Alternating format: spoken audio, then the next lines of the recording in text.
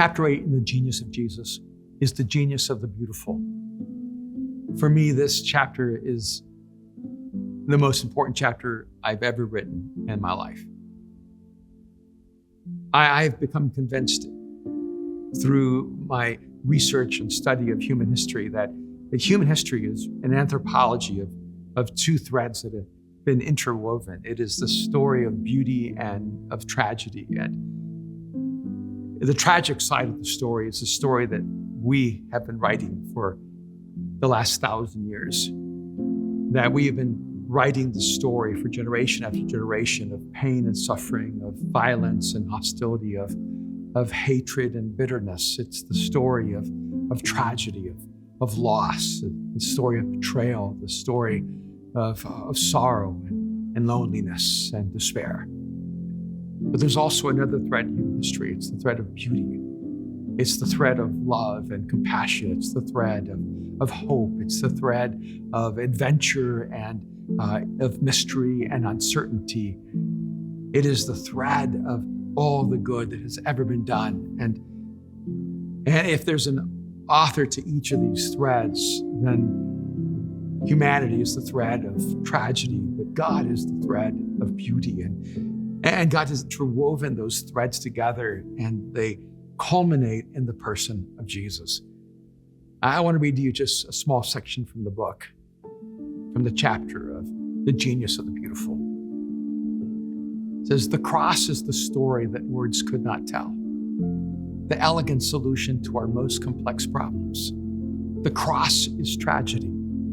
The cross is beauty. The cross is the genius of Jesus."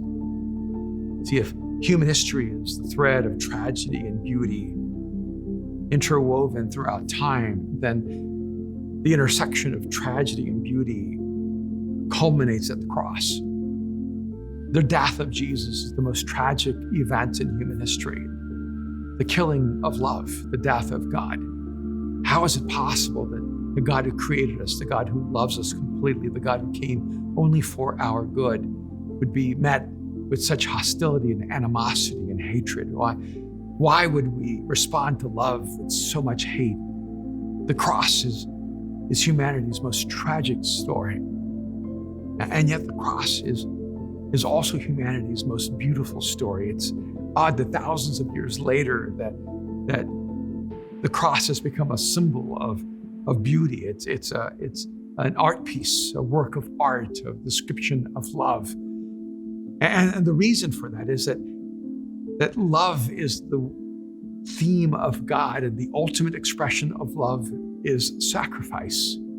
And so while the sacrifice of God, the sacrifice of Jesus looks like a tragedy, it is also the ultimate expression of beauty. There is no more beautiful act than the ultimate act of selfless sacrifice as an act of love.